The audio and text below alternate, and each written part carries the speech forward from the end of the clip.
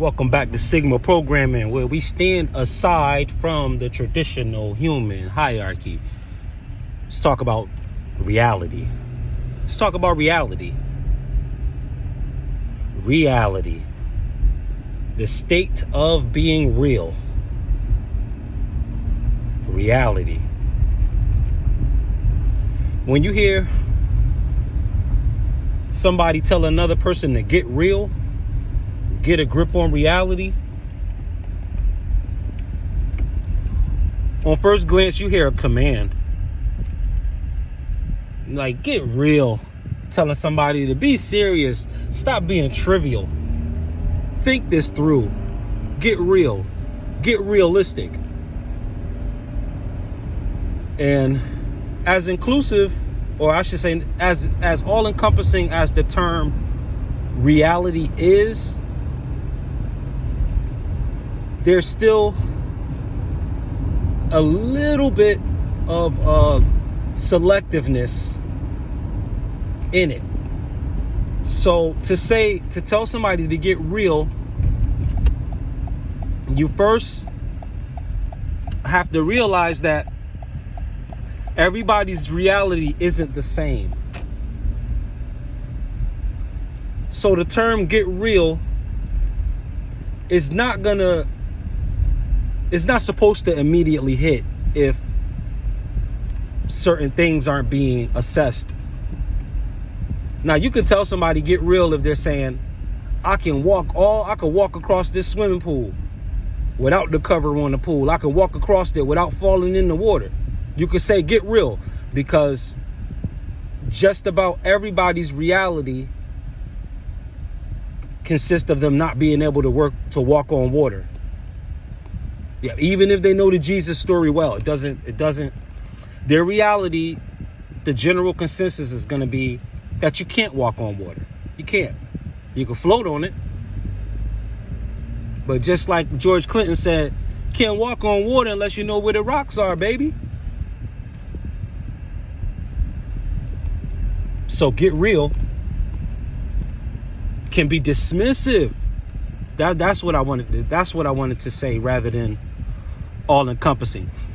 It can be dismissive, or rather than to say selective. It can be dismissive. That's the better term. Not selective when you say the other term of get real without consideration, but dismissive when you don't consider the nuances of another person's situation. Like, so another form of this is, let's talk about money. $100. Let's raise it up a little bit higher. A stack. $1,000. $1,000. All right. 10 Benjamins. This, for someone's reality, is a lot of money. It may take someone as long as 2 or 3 months to spend $1,000, depending on their situation. It may take them a couple months to spend $1,000. That's real for them, is reality. So them getting real, they looking at the $1,000 and saying, yeah, this just bought me 2 months. This just bought me 60 days. 1,500 just bought me 90 days. 90 days of spending power. 90 days of purchasing power. 90 days of savings. 90 days of discretionary expenses. 90 days of being ahead on the bills. 90 days. That's reality for somebody. Reality for another person is they'll step in and say, $1,000, $1,500 is going to take you. You going to still have that? After 60 days, after 90 days, man, get real. 1,500, man, I'm spending that in one night, because that's somebody else's reality. And somebody else's reality, $1,500 doesn't even equal the cost of their ring.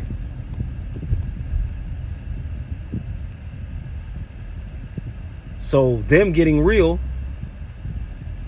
is a whole different reality from the other person getting real. The other person, it's going to take them a whole season before they deplete what the other person may run out of in one night.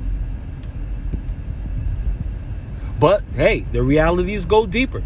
Just like they say certain things like beauty is only skin deep. Subject matter is only skin deep until you dig. It's just cutaneous. But if we want to get subcutaneous and get underneath, one layer down, let's say the person who takes 90 days to spend $1,500, let's say in their reality, there really is not coming from struggle energy. You know, what if that's the case? What if the person who's taking 60, 90 days to spend $1,500, what if they're millionaires? And the reason why it takes them so long to spend $1,500 is because they have everything already. And so it would take just that long to spend $1,500 in passing frivolously. They would have to force themselves to buy a coffee. They would have to just do spontaneous acts of kindness to random strangers just to get the money out of their pocket, just to keep the money from getting stale. Did you know that money could get stale? Yes, money could get stale. You thinking like unthinkable, no way, unreal. Yeah, nah, money can get stale, but that's not everybody's reality. Usually the money still be wet from the bank by the time it passes from our hands straight to the bill collector. The money still be warm from the money machine, warm from the print and paper, warm, still be warm. That's a lot of people's reality. Like, the money is going right back out. But for somebody else, their reality, they're rich. And the kind of things they did with their money,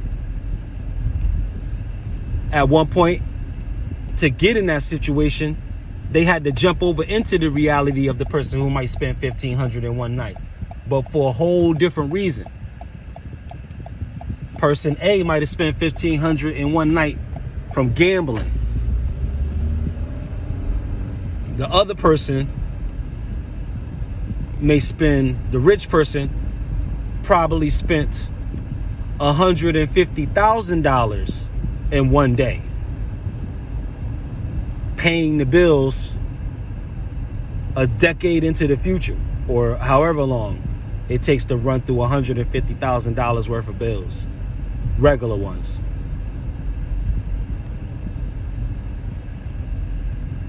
Wealthy people think like this. It's not going to be televised because it doesn't make for entertainment. It's nothing entertaining about being wealthy. There's nothing showy about it. But what it is, though, is very fulfilling. And this is another part of reality that I hope you accept. Any and everybody can be wealthy with any and every amount. Any and everybody can be wealthy with any and every amount. It is just your relationship with money, with wealth, with being resourceful that will determine which person you are. Are you person A or person B? Person A said, I spent $1,500 last night, and they bragging. But the $1,500 didn't go into the investing anything. Person B, I spent $150,000 last night. Person A is jealous of person B. Man, you spent $150,000. What you do? You know, how much tricking did you do? Which kind of, whose OnlyFans is you supporting? You spent $150,000. It ain't even crossing the guy's mind that person B finished the last of the mortgage. No, they didn't spend $150K to get in a house. They spent $150K, you know what I mean, to own the house outright. And they were figuring like, hey, look, you know, why shell out any more payments? Why go any long? Why stretch this thing out any longer? I can buy the whole house now. The way my overhead is coming in with my businesses is coming in the right way, is coming in consistently enough where I was able to take pieces of that money and put it in other interest-bearing accounts that made other money. Wealth. Breaking up chunks of percentages of wealth and putting them into interest-bearing accounts and interest-bearing money-earning situations with a whole bunch of little parts, you know, of a crumpling of the resources. So if they're multi-millionaires, taking like $250,000 and breaking that $250,000 up in a way where it's earning you, you know, like it's going into like 2 or 3 interest-bearing accounts that's maybe bringing in, you know, $10,000 to $12,000 a year. Sound like nothing. But your money has jobs. You turned your money into 3, 4, 5 sets of income. Nah, that's praiseworthy. It just doesn't look gaudy enough to be entertaining. But there's nothing as entertaining as stability. Super T Sigma, Sigma programming. Stay illuminated, people. Peace.